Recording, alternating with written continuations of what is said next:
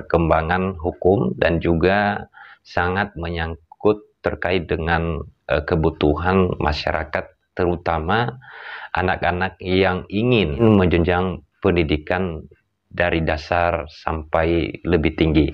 Terkait dengan Permendikbud nomor 44 tahun 2019 tentang penerimaan siswa TK, SD, SMP, SMA, dan SMK, ada beberapa yang perlu diperhatikan oleh orang tua atau peserta didik ketika mendaftar di sekolah.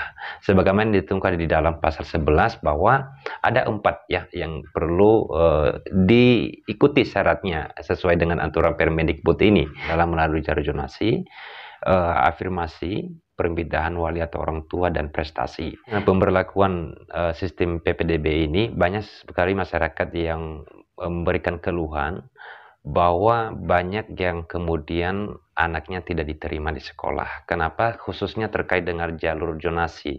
Nah, jalur zonasi ini adalah dilihat harus sesuai dengan wilayah atau berada di wilayah, di dalam wilayah zonasi sekolah di mana siswa itu mendaftar. Nah, sekarang yang lagi rame-ramenya adalah terkait dengan syarat jalur zonasi tersebut.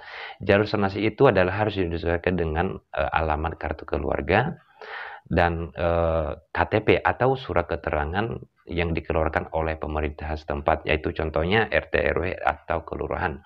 Nah, kemudian syarat yang lain adalah minimal 1 tahun keluar surat keterangan domisili tersebut bahwa benar peserta didik dan orang tuanya itu adalah tinggal di domisili yang sesuai dengan aturan di dalam zonasi, jalur zonasi yang sudah ditetapkan di dalam sistem PPDB dalam penerimaan siswa baru ini. Yang banyak terjadi adalah dengan memanfaatkan jalur zonasi ini, banyak yang kemudian kartu keluarganya itu dipalsukan. Kenapa? Mereka memaksakan diri ketika si anak atau peserta didik baru ini pengen masuk di suatu sekolah yang mungkin masuk di dalam jalur zonasi. Atau ada juga yang kemudian berada di luar zonasi, tetapi dia memaksakan diri, mereka memaksakan diri kemudian mendapatkan surat keterangan domisili atau alamat ketika mereka melakukan jalur zonasi dengan membuat kartu keluarga melalui di Dukcapil atau membuat surat keterangan yang dikeluarkan oleh pemerintahan setempat. Nah, hati-hati teman-teman. Di dalam pasal 39 di dalam Permendikbud nomor 44 tahun 2019 sebenarnya sudah diatur akan dikenakan sanksi sesuai dengan peraturan perundang-undangan. Yang pertama, ketika membuat kartu keluarga yang tidak sesuai dengan pasal 14 ya, gitu teman-teman. Nah, kemudian yang kedua adalah ketika bukti sebagai peserta didik itu melalui afirmasi peserta didik baru itu dipalsukan ya.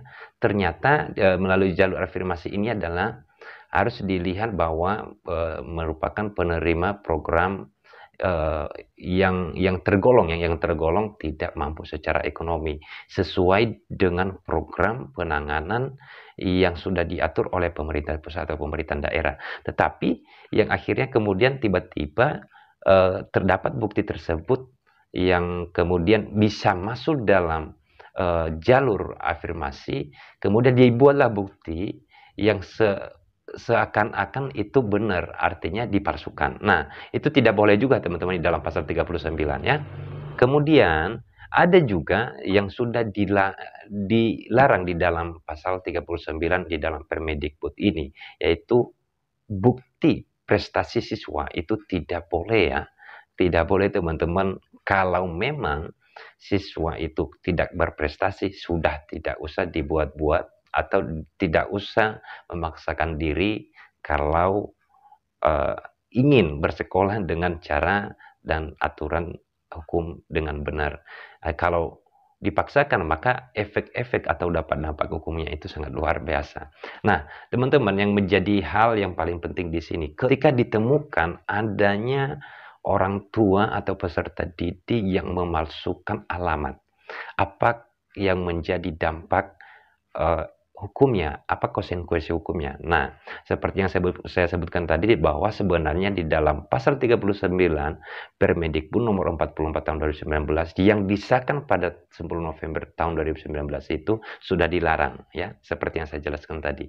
Kemudian di sana disebutkan adalah sanksi sesuai dengan peraturan perundang-undangan yang berlaku. Peraturan perundang-undangan yang berlaku terkait dengan kartu keluarga ini adalah sudah diatur di dalam Undang-Undang Administrasi Kependudukan. Di sana sudah dilarang di dalam pasal 94 Undang-Undang nomor 24 tahun 2013 tentang administrasi kependudukan. Setiap orang yang memerintahkan dan atau memfasilitasi dan atau memanipulasi data kependudukan atau elemen data kependudukan dikenakan sanksi dengan pidana penjara paling lama adalah 6 tahun dan denda paling banyak adalah 75 juta rupiah, teman-teman.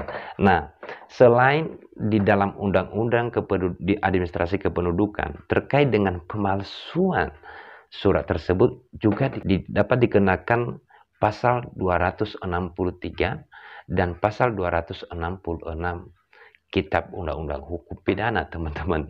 Nah, teman-teman yang sudah menonton ini, silakan dibagikan ke seluruh masyarakat. Karena gini, masyarakat pastinya banyak yang buta hukum, banyak yang buta terkait dengan aturan sistem PPDB ini.